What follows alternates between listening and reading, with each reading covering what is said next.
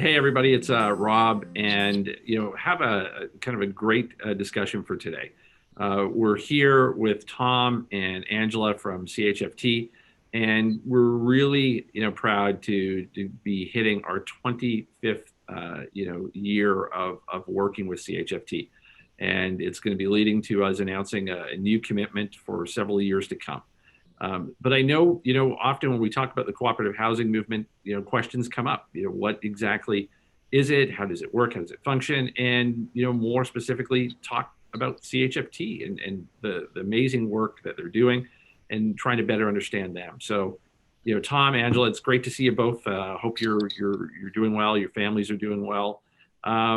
First question, and to whoever wants to go with it, but talk to us, what is cooperative housing? What is the cooperative housing movement? Well, I'll give you a little bit of history of our organization to put it in context. We're not as old as Alterna, but we have been around for since the early 70s. A small group of people gathered together. They heard that there was going to be a program for co-op housing in the early 70s, and they started meeting. Co-op members like to meet. That's one of the givens. And, it was a small group of people who wanted to create housing co-ops, and they literally met around a kitchen table. And they had, as they talked and realized that it was going to be possible to build housing co-ops, they were quite young, often in their 20s, and they realized that this was a long-term commitment. They realized the necessity to create a federation of housing co-ops, but there were really only 2 housing co-ops in Toronto at that point. But they went ahead and created this organization made up really of people who just wanted to create housing. And from that organization, I think there was like 10 co-ops that came together. We've grown to 175 co-ops in our membership, representing about 45,000 people. And really what co-op housing is it's an alternative to home ownership. It's an alternative to renting in the private market. And the difference between co-op housing and all other forms, you hear about nonprofit housing, but really what we're talking about is that the members have a say in things. They don't get to run everything, but they get to elect their own board of directors. They get to approve their own budget. And so it requires a lot of the members to take a look at the big picture. And one of the things that we're most proud of is that way back when after we created this organization, I wasn't involved in the beginning, but I was involved not long after. We realized the need for education. And it was really in the mid 70s that we created our first board course. And so fast forward to today, and what do we have? Well, we realized during this pandemic that we would have to take a different approach towards the board course. And so we decided to test it. We were testing last year in small groups. And then we opened up to the members, said, okay, we're going to offer a virtual board course. We figured 20 or 30 people would sign up. With 2 weeks before the end of the registration, 100 people registered for that course. And we said, that's it, we have to cut it off. And, Angie's leading another workshop on human rights, and that's already full. We're doing a smaller workshop there with 2 lawyers. But it shows the thirst that our members have for knowledge. And, one of the things that we're going to do later this year, one of the co-ops that founded us was Riverdale Co-op. They were one of our founding co-ops. Well, so they've been doing this since the 70s. And so are they stale? No. We think this summer we are going to start the construction on 28 new units of affordable housing as part of Riverdale Co-op. The fact that a co-op has been so long in this movement and still wanting to open their doors to people who are looking for housing, I think that speaks well of our movement. We're very proud of it, the need for education and the hands-on work we do with co-ops. Co-ops are democratic institutions, and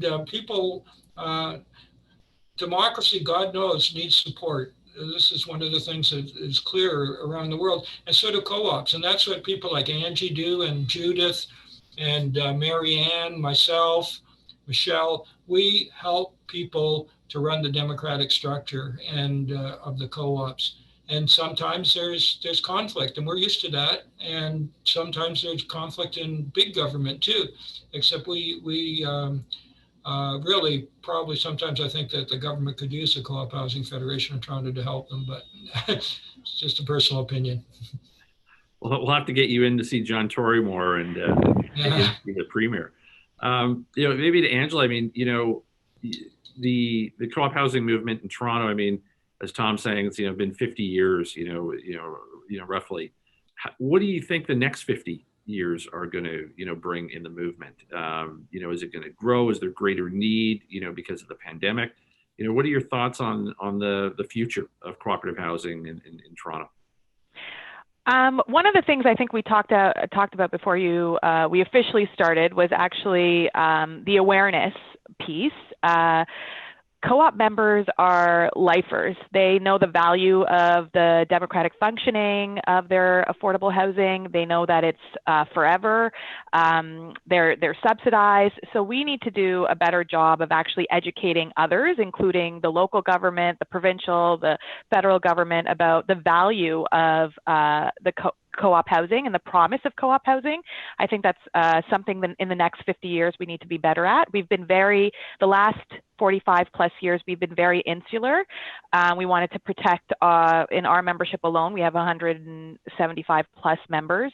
So that representing, as Tom said, 45,000 people. So you can imagine we're an office of only 4 co-op advisors and 9 total staff, and to provide services for everybody is pretty challenging because the demands are really high, but we now need to kind of collaborate. So we've had this collaboration with Alterna, for example, but we need to look outside of our bubble and see what other things are people doing, what innovative projects can we do with even the private sector so that we can continue building affordable housing. Back in our history, there were provincial housing programs and federal housing programs that allowed us to build and grow our federation and grow our membership. And subsequently, those have been canceled. So advocacy work moving forward, we want to continue our subsidies for our members because it's critical. Even as we can see in the pandemic hasn't created new situations. It's just highlighted the fact that we're in an affordable housing crisis and we are not providing people with a safe, affordable place to live. And if that's going to be a chronic homelessness problem in the next 10 years, and before that happens, we need to figure out as a sector, okay, if the government is not going to provide that for our members or for families or singles or whomever, then how are we going to collaborate to do that within ourselves? So I think the next 50 years is pivotal to maintain our existing housing stock because it's aging, and also figure out how we create new places for our members to live and that are affordable, and the advocacy piece as well. So we need to get the local government, the provincial government, the federal government, anyone who will listen, looking at this issue and noticing that homelessness is not just resolved by supportive housing or a shelter system, but we need actual housing for people to live in. And that's the basis for all the other issues in their lives to be resolved, whether it's getting employment, getting social assistance, being able to raise a family. You need a place to live. And so that's, I think in the next 50 years, that will be our focus. And also, of course, continuing our relationship with our longstanding partners like Alterna. Yep. No, look, I mean, it's definitely going to be growing need. I think we all can agree on that, and couldn't agree more. We've got to, and Alterna is going to be there to try and help with, increasing awareness on it. That's one of the things we, want to do more of, and, obviously work with government as well to try and help, educate them a bit more on what the housing movement is doing. Look, it's been 25 years. I mean, that's a major milestone of any relationship, and especially in the cooperative space. How has Alterna done? I mean, how have we been as a partner, and how important has the relationship been to CHFT? Well,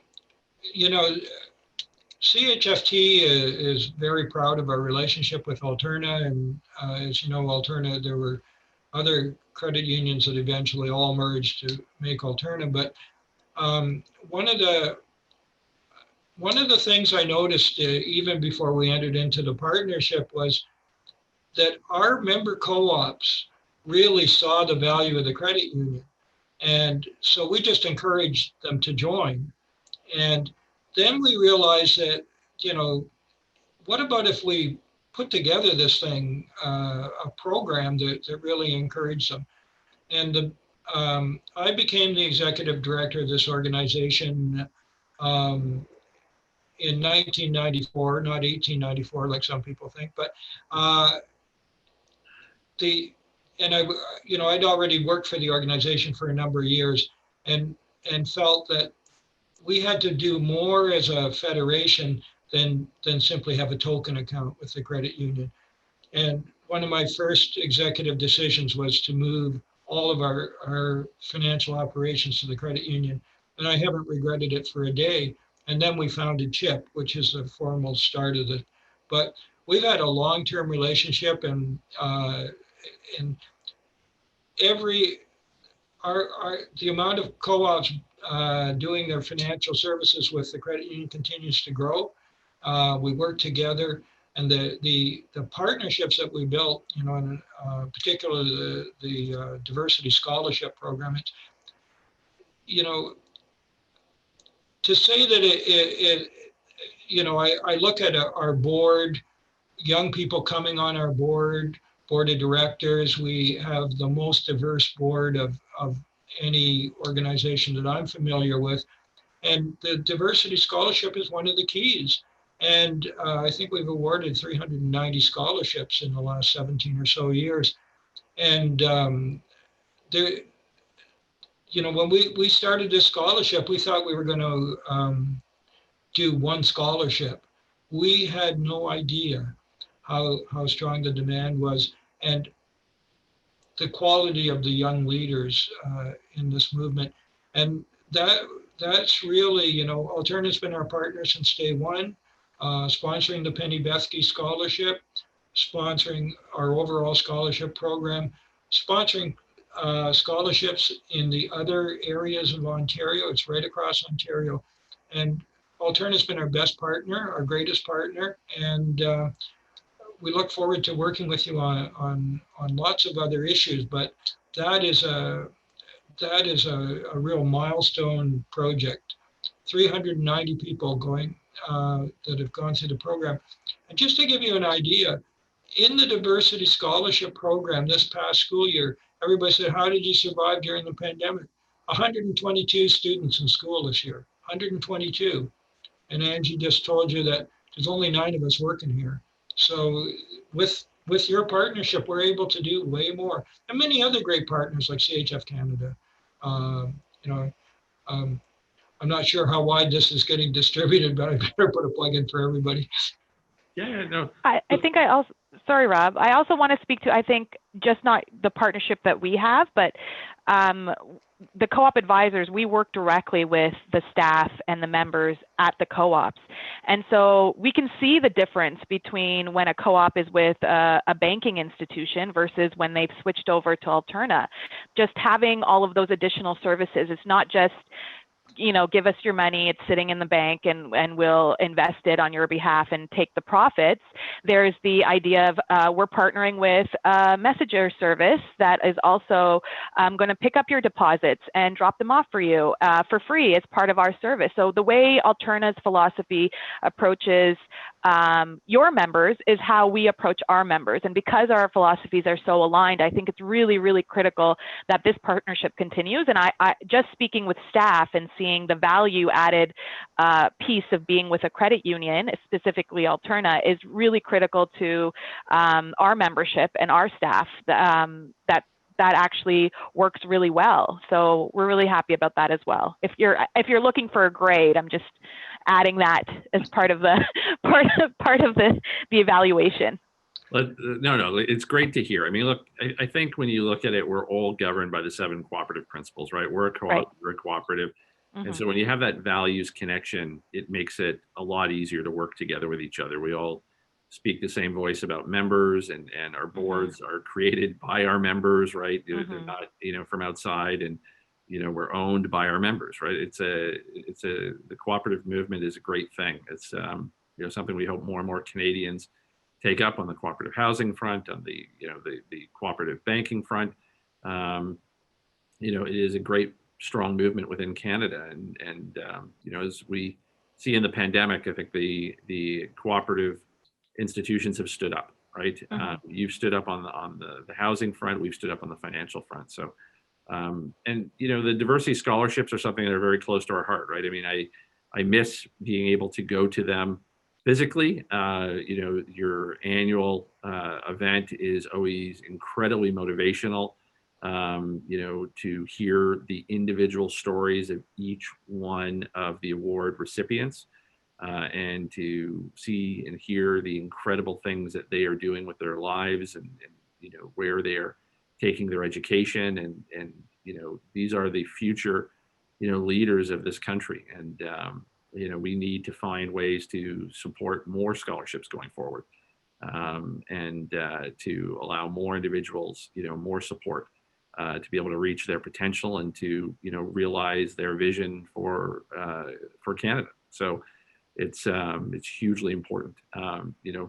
We did our employee engagement survey last year, and the number one thing that employees pointed out they loved about our organization Alterna was diversity and inclusion. Right, that's we are proud to be an organization that represents the communities that we operate in, and and that's a really important thing. And I know that's a huge part of cooperative housing, and representing the communities that we all live in and work in.